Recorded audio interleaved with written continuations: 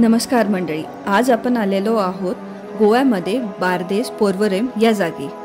इथूनच जवळ असलेल्या एक नवीन म्युझियम मी तुम्हाला दाखवणार आहे। नेहमीचे म्युझियम जे आपण बघतो त्याच्यापेक्षा थोडंसं वेगळं आणि काहीतरी युनिक असं हे म्युझियम। नमस्कार रामराम मंडळी, आज आपण आलेलो आहोत हाऊसेस ऑफ गोवा या म्युझियमला। छोटंसं म्युझियम आहे, वेगवेगळे आर्किटेक्चर स्टाईल आहे, तर आपण ते बघायला जाणार आहोत। म्युझियमचं नाव हाऊस ऑफ म्युझियम असल्यामुळे आपल्याला असं वाटू शकतं की इथे वेगवेगळ्या टाईपची घरं आपल्याला दाखवली जाणार आहेत, पण असं काय नाही आहे। ही एकच बिल्डिंग आहे, छोटीशी ट्रायंग्युलर शेपमध्ये बिल्डिंग आहे, 3 मजली आहे। प्रत्येक मजल्यावर पोर्चुगीज यायच्या अगोदर गोव्यातली घरं कशी होती, ती कशाकशाने बनवली जायची, त्यांची आर्किटेक्चर स्टाईल कशी होती, याबाबत बरीचशी माहिती आपल्याला बघायला मिळणार आहे। तर इथे आल्यावर तिकीटसाठी तुम्हाला 100 रुपये भरावे लागतील प्रत्येकी। त्याच्याबरोबर तुम्हाला एक 50 रुपीजचं कूपन मिळतं, जे इथे जवळच असलेल्या एका शॉपमध्ये किंवा रेस्टॉरंटमध्ये तुम्ही वापरू शकता। तर हे म्युझियम गेरार्ड दी कुन्हा या आर्किटेक्टनी, जे गोव्याचे लोकल आहेत, त्यांनी बनवलं होतं। याचा बेसिक त्यांचा उद्देश हाच आहे की गोव्याच्या आर्किटेक्चरची हिस्ट्री, इथल्या घरांची हिस्ट्री बाकीच्यांना पण कळावी, त्याचं डिझाईन कसं होतं हे सगळ्यांना कळावं, यासाठी हा त्यांचा छोटासा प्रयत्न। तुम्ही पहिल्या मजल्यावर ज्यावेळी पोहोचता त्यावेळी सगळीकडे तुम्हाला बरेचसे स्केचेस दिसतील, बरेचसे मॉडेल्स दिसतील, किंवा काही पिक्चर्स दिसतील, कलरमध्ये असतील, ब्लॅक अँड व्हाईटमध्ये असतील, जे तुम्हाला गोव्याच्या घरांचे छोट्या छोट्या बारीक गोष्टी दाखवतात।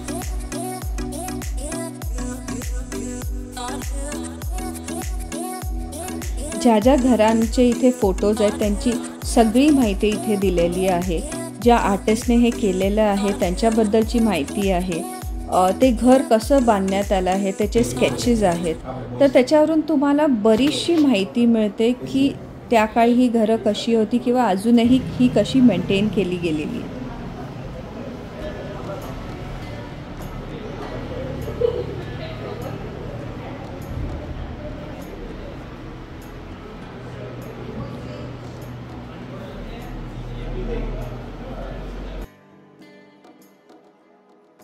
इथे आल्यावर मला एक लक्षात आलं होतं की ज्या लोकांना जुन्या वाड्यांमध्ये, जुन्या घरांमध्ये किंवा आर्किटेक्चरमध्ये खूप इंटरेस्ट आहे, तर त्या लोकांसाठी ही जागा परफेक्ट आहे। इथे एकदा तरी येऊन त्यांनी बघावं की इलस्ट्रेशन्स कसे केलेले आहेत। तर आपण आता दुसऱ्या मजल्यावर जाऊया।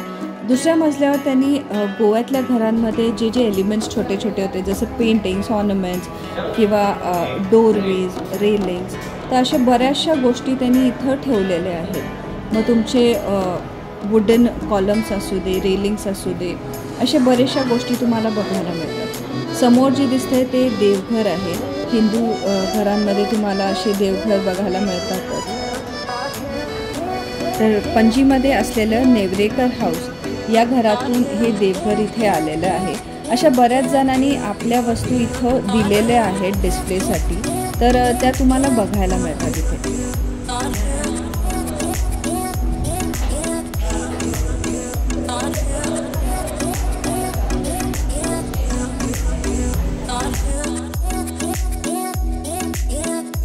गोव्यामध्ये ख्रिश्चन पॉप्युलेशन पण आधीपासून होतीच, त्यामुळे त्यांच्याकडे असलेले त्यांचे देवघर म्हणा किंवा जीजस आणि मदर मेरी यांच्या मूर्त्याही बघायला मिळतात इथे। हे समोर दिसतंय ते वुडन कॉलम्स आहेत, ज्याच्यावर तुमचं घर उभं केलं जायचं। तर त्याचे पण वेगवेगळे प्रकार असतात, म्हणजे काही स्टोनमध्ये असतात, तर काही वुडमध्ये असतात किंवा काही कॉन्क्रीटमध्ये असतात। तर त्याच्याबद्दल पण आपल्याला माहिती मिळते।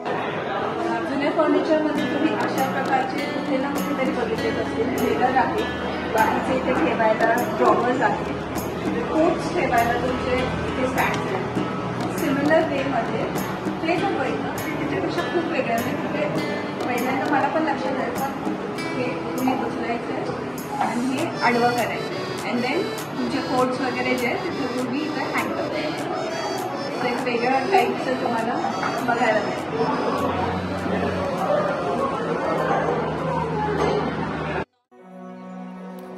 पूर्ण गोव्यामध्ये पसरलेले असे बरेचसे वाडे आहेत, बरेचशी घरं आहेत, ज्यामध्ये हे फ्रेस्कोज किंवा वॉल पेंटिंग्स तुम्हाला बघायला मिळतात. तर प्रत्येक घरी वेगवेगळ्या गोष्टी होत्या, तर त्यांचे छोटे छोटे फोटोज करून इथं लावण्यात आलेले आहेत. यात तुम्हाला छत्रपती शिवाजी महाराज यांचंही पेंटिंग दिसेल, तसंच माता लक्ष्मी आणि असेच बरेचसे हिंदू देवी देवतांचे फोटोजही दिसतील. पूर्वी घराच्या दारांमध्ये किंवा खिडकीच्या मध्ये पांढरे शिंपले वापरले जायचे. तर त्याचा उपयोग असा व्हायचा की सूर्यप्रकाश पण आत यायचा आणि ते दिसायलाही खूप सुंदर दिसायचं. आता आपण तिसऱ्या आणि शेवटच्या मजल्यावर आलोय. समोर दिसणारे वेगवेगळ्या प्रकारचे तुळशी कट्टे आहेत. तर हे आहेत ते डबल स्टोरेड असलेले किंवा इंडो पोर्चुगीज अशी ही घरं आहेत आणि हे त्यांचे फोटो आहेत.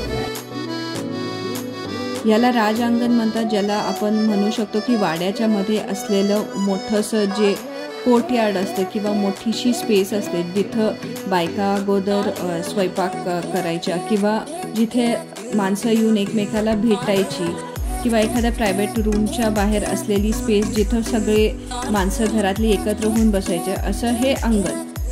तर असे हे बऱ्याचशा जुन्या आपल्या हिंदू घरांमध्ये वाड्यांमध्ये हे बघायला मिळतं. नावावरून तुम्हाला लक्षात आलंच असेल, बाल्कॉन म्हणजे बाल्कनी किंवा बाहेरचा जो पोर्च आहे. तर ह्याच्याबद्दल इथे बरेचसे डिटेल्स दिलेले आहेत. गोव्याच्या घरांमध्ये तुम्ही बघितलंच असेल, बाहेर ज्या पायऱ्या येतात तिथे साईडला 2 खुर्च्या असतात किंवा साईडला बसायला बरीचशी जागा ठेवलेली असते. तर त्याबद्दल बरीचशी माहिती आहे. हे समोर दिसत आहे ते 2 मजली आणि 3 मजली अशी ही घरं आहेत आणि त्यांच्याबद्दल पण विस्तृत माहिती इथे दिलेली आहे. तुम्ही खाली उतरलात की एंट्रन्सलाच इथे मारिओ मिरांडा जे मोठे कार्टूनिस्ट होते, तर त्यांची एक मोठी गॅलरी आहे. तसंच साईडला एक शॉप पण आहे जिथे तुम्ही तुमच्यासाठी वेगवेगळे आर्टिकल्स, गिफ्ट आर्टिकल्स घेऊ शकता. तर म्युझियम बघून झाल्यावर आम्ही गेलो अंजुनाजवळ असलेल्या आनंद सी फूड रेस्टॉरंटमध्ये. हायली रिकमेंडेड माझ्याकडून. तर संध्याकाळी आम्ही गेलो एका क्रूजवर. मला अजिबात आवडलं नाही क्रूजचा एक्सपिरियन्स. त्याच्याबद्दल मी नक्कीच बोलेन एखाद्या रीलमध्ये किंवा स्टोरीमध्ये. तुमचे क्रूजचे एक्सपिरियन्सेस कसे आहेत मला नक्की कळवा. तर हा व्हिडिओ कसा आहे, हे म्युझियम तुम्हाला कसं वाटलं याबद्दल पण मला नक्कीच सांगा. पुन्हा भेटू पुढच्या व्लॉगमध्ये. तोपर्यंत काळजी घ्या. बाय.